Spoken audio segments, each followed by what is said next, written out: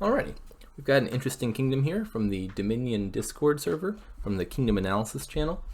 It was posted with the question of whether or not this is a rebuild kingdom, because in the game that it comes from, two players who I think are both of high caliber played it out, one building the engine, one playing rebuild, and rebuild ended up winning.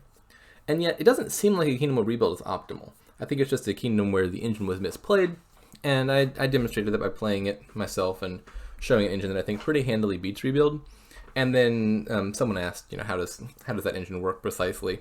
And so I'm making this video just to demonstrate what I think an optimal engine would look like here. First, leader note, rebuild, just the card itself I think is a decent baseline card in most kingdoms. Like if nothing else is particularly good to do, at a minimum you can just buy like 3 rebuilds and then you turn your estates into duchies, your duchies into provinces. And then the key thing to note is once you're there, usually the main strategy is just to turn those provinces back into provinces repetitively with rebuild, so as to lower the pile real fast and end the game before the other player can catch up. And that's usually like reasonably good. And so you always have to ask with rebuild in the kingdom, like, can I do something better than that?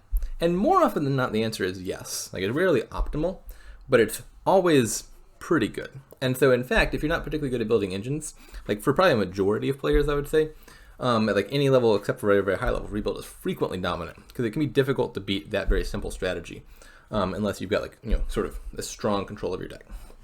Now this is one of those kingdoms, however, where I think built properly it should win, the engine that is.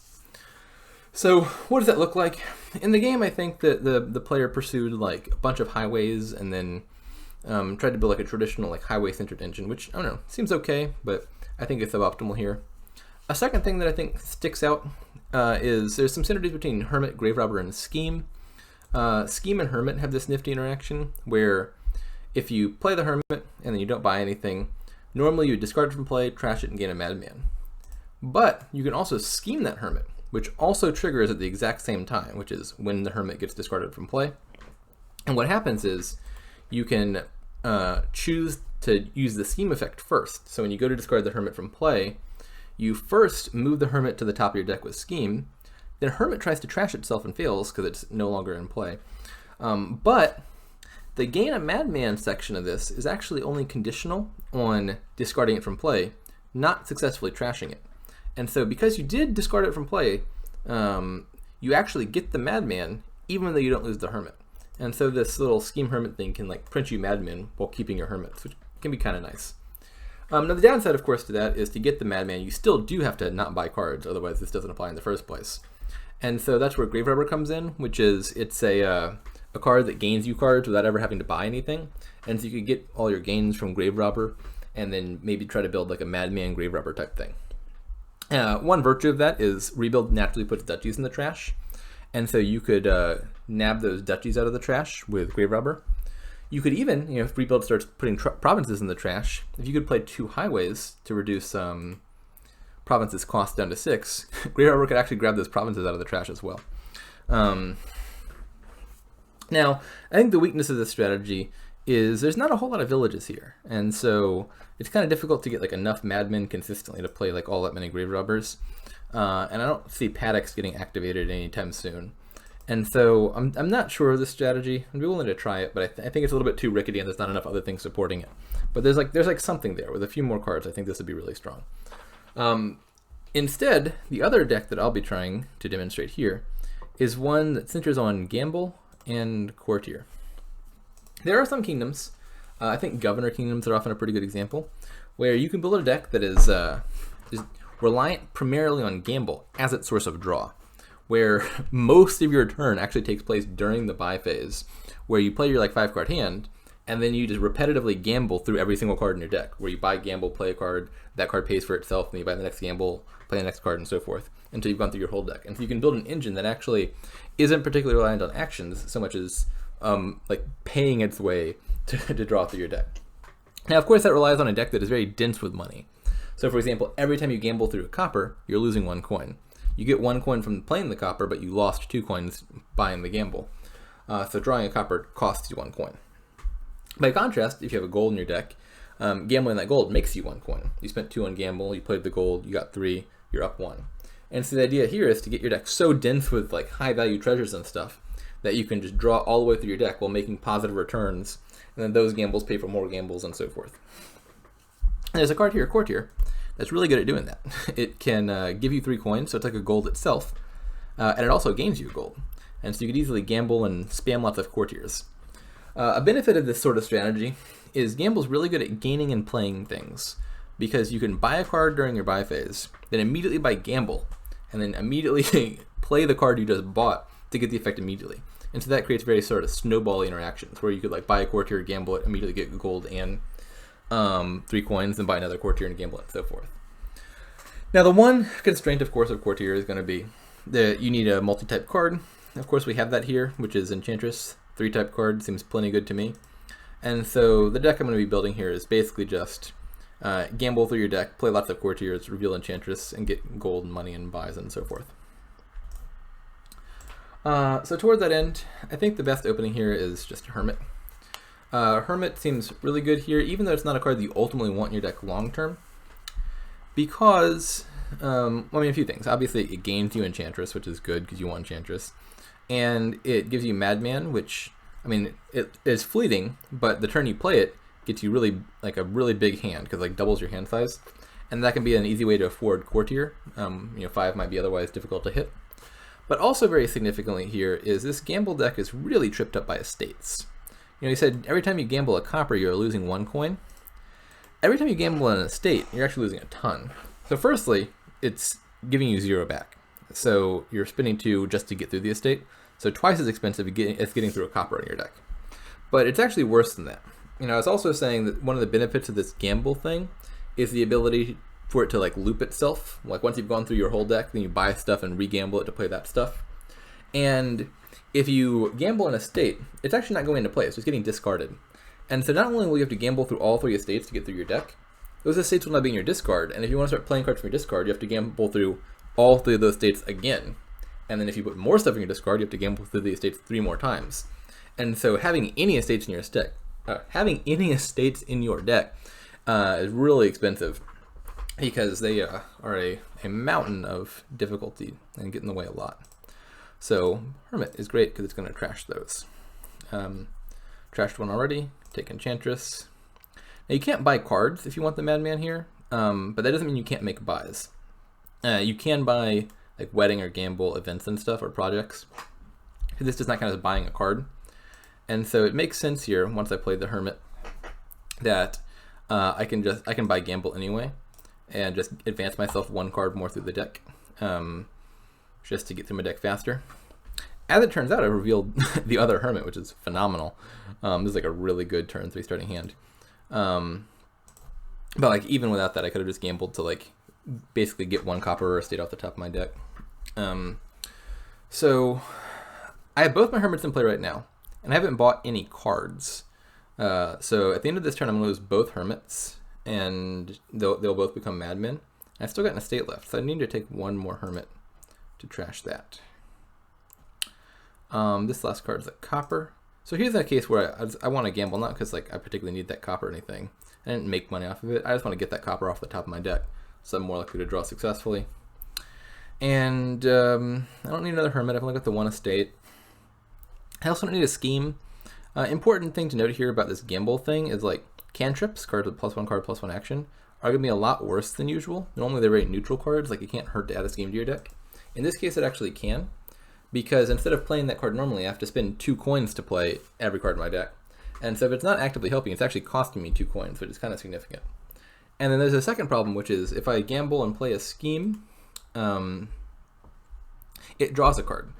But it's doing that during my buy phase. And not even the part of your buy phase where you play treasures. We're now into like the part of your buy phase where you buy stuff. And so even if I drew a treasure, I couldn't play it. So I don't want to do that. So it's basically, I think, silver or Enchantress. Both of those seem fine. I'm just going to take the silver. I'm not sure it matters much. Now notably, silver here is actually more of a cantrip for the deck than actual cantrips are. Because if the deck draws itself by spending 2 coins for every card, and you gamble and reveal a silver, you spent 2, you got 2 back. The silver is basically kind of like a neutral card. So in the way you might normally just add like a neutral cantrip, like scheme, if you had nothing better to buy, here adding silver is kind of like the neutral thing to do when you have nothing better to buy.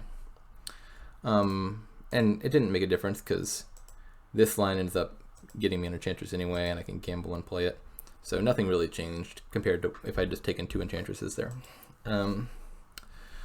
So I don't really have a good card to reveal here to Courtier. My only multi-type cards are in play. It's possible maybe I shouldn't have played both Enchantresses, but of course there's no guarantee that if I didn't, that I would have both the Enchantress and the Courtier in my starting hand, which would then be a smaller starting hand if I didn't have both of them in play. So I'm just going to play the Hermit, get another Enchantress, and we'll gamble to that one so we can get it in play, take another Courtier. Alrighty, so here, obviously playing the Courtier, take action, coins, gold. And then I don't want to play this Enchantress. I need this Enchantress to stay in my hand because I've got a second Courtier and I want to play that. So I'll play the Hermit instead. There's the Courtier, buy coins, gold, keep gambling. And the thing I want to buy here, I think, is a Wedding. Not that buying gold has really any particular appeal, and Wedding is just like buying gold with extra steps. But it's not a card. So if I don't buy a card here, I actually get to trash my Hermit and get a Madman, both of which seem really good at this point. Whereas if I bought like a Courtier or something that's objectively like a better card for my deck, I would keep the Hermit, which I don't really want anymore. So these last 4 cards are just coppers, so I don't think that there's any utility to me in gambling through them. I can just buy the Wedding, play Madman, play Courtier, buy coins, gold, play that, and I think we should be good to go now. I look like I'm close enough to the end of my deck that I can draw through it all. It should be prompting me, of course, like which card I want to reveal to Courtier. The game is just skipping that step automatically because there's only 1 card in my hand, Enchantress, and so it's just assuming by default that I've revealed Enchantress because I have to reveal something. So now we are at the part of the game where you can start doing this very loopy stuff, where I can buy Courtier, gamble it, get 3 coins and a gold, buy Courtier, gamble it, etc. Now that cost me 9. 5 for the Courtier, 2 to gamble the Courtier, 2 to gamble the gold, and it gets me 6.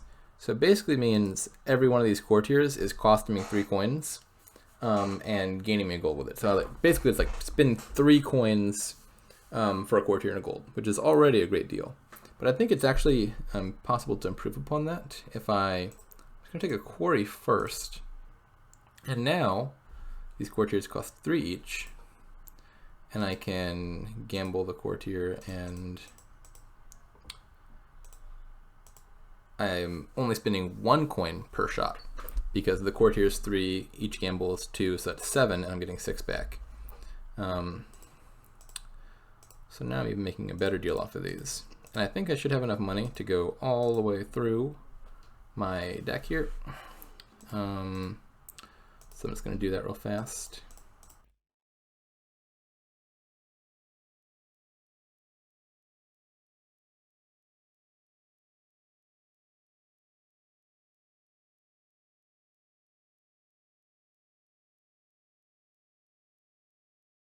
Alrighty, so we've reached the end here, and I think the deck's pretty much good to go. We've got 10 Courtiers and 13 golds. I was looking up here, you can tell there's 13 golds in the deck because there's 30 by default and 17 are left. So now the combo is good to go off. The last thing of relevance is like, it really relies on you to have an Enchantress in your hand to be the target for Courtier, and I've got a decent number of Enchantresses here, 3 of them, but if I don't, or 4 of them, but if I don't have them in my starting hand, then the whole combo fails. And so I could like buy Den of Sin here to increase my chance of having an Enchantress in the starting hand.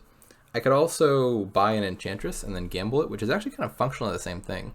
Like if the goal is just to have 2 coins next, or not 2 coins, 2 extra cards next turn, buying Den of Sin and buying plus gambling Enchantress actually accomplish pretty much exactly the same thing. That being said, I think the best way to do this is actually to gamble a Scheme, because then I can top deck an Enchantress with 100% certainty. Now, we were talking about Scheme being a bad card for the deck, but I think the game's going to end next turn, which makes it irrelevant, because that Scheme is never going into my deck. And then can't afford silver. None of these actions helps me at this point in the game, so I'm just going to end my buys and Scheme and Enchantress. Alrighty, so now let's do the combo again. At this point, we have tons and tons of money in our deck, 13 golds and 10 more courtiers, which are gold-like in nature. So it should be very easy to gamble all the way through the deck. You know, last turn we made it because of the Madman. Obviously I don't have that working for us this turn, but there should still be more than enough money here to easily make it through.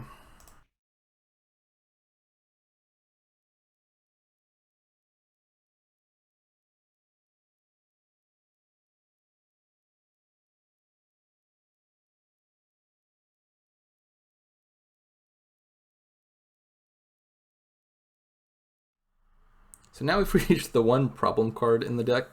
This Scheme, like I was saying, the Scheme can draw a bad card. That worked out really well.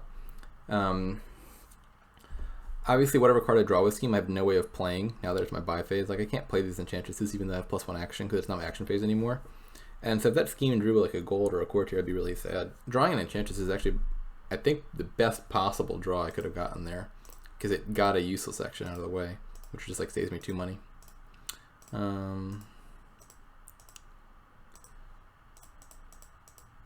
Alrighty, so now we're at the end of the, no, I'm getting like 10 more golds to gamble through. We're getting close to the end of the deck.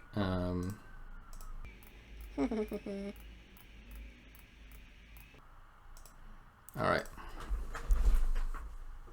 So now from here, I think there's any number of ways to end it.